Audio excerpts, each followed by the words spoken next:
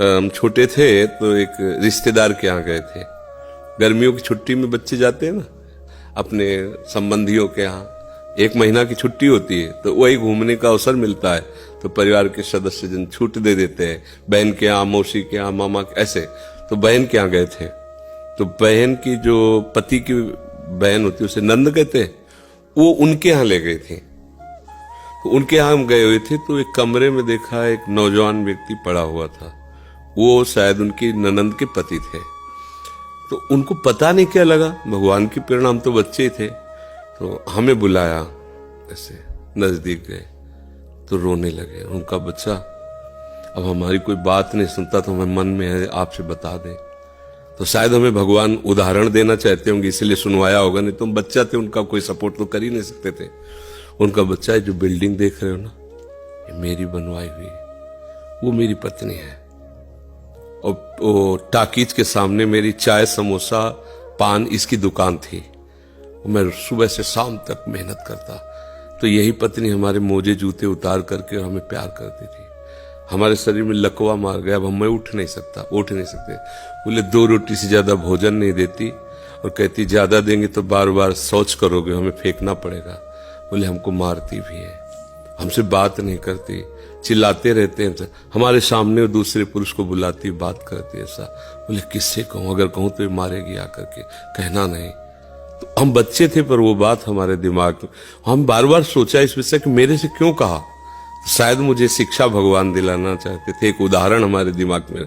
देखो ये वो बता रहा है कि जब मैं कमा के आता था तो मेरे जूते मुझे उतारती थी, मुझे प्रेम करती थी।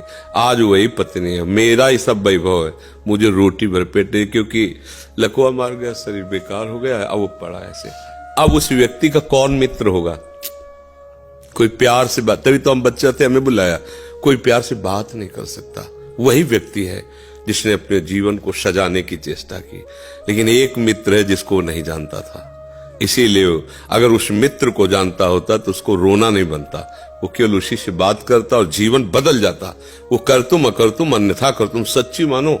हमें डॉक्टर ने कहा था, आज के कम से कम 17 वर्ष पहले, दिल्ली के थे, सब जांच की, उनका बाबा तुम संत हो इसलिए तुमसे कोई छुपाव नहीं है, तुम्हारा कोई घर का नहीं कि जिससे मैं बता सकूं, तुम्ही से डायरेक्ट कह रहा हूं। 2-2.5 वर्ष, आखिरी 5 वर्ष, ये किडनी खत्म और आप मर जाओगे।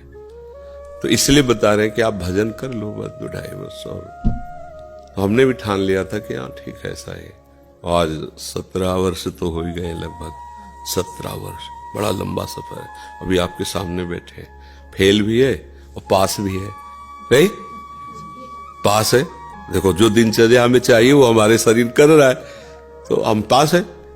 और फेल इसलिए कि संसार की दृष्टि से वो किडनी फेल है।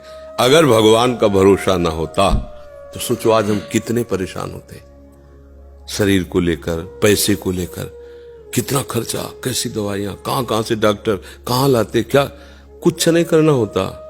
वो अपने आप डॉक्टर रो करके कहते कि मेरी सेवा मत छीनना, बैठे हैं हजारों कोस दूर और रोज संपर्क। महाराज जी की क्या इस समय स्थिति है, अच्छा ये दवा दे देना, अच्छा आप ऐसा कर दे।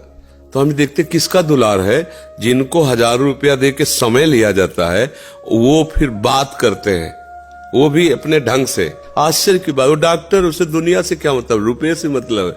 लेकिन श्री जी, ये है प्रभु का प्रताप।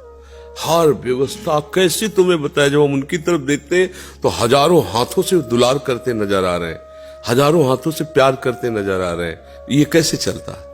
अब हमें कुछ किसी से मांगना नहीं, किसी से कुछ कहला नहीं, अपने आप सब व्यवस्था होती। ये हमारी नहीं, भगवद आश्रय होने की बात है।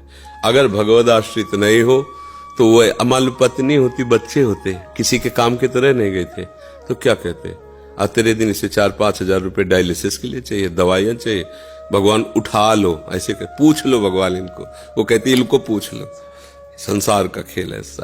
तो ये हम कोई तुम्हें कहानी नहीं बता रहे, सच्ची बात कह रहे। अभी अंधकार है और भगवान का आश्रय ले लो, आनंदित रहोगे। आज आपको नहीं समझ में आएगा, किसान खेती बोता है तो तुरंत फसल नहीं काटने को मिलती, थोड़ा समय लगता है। ऐसे आप अपने जीवन को भगवान में समर्पित कर दो, नाम जप करो, रहो उसी संसार में, वैसे ही रहो। हम ये नहीं कहते बाबा जी बनो, गंदे आचरण मत करो, गंदा नशा मत करो, गंदा व्यवहार मत करो, भगवान इसी से प्रसन्न हो जाएंगे।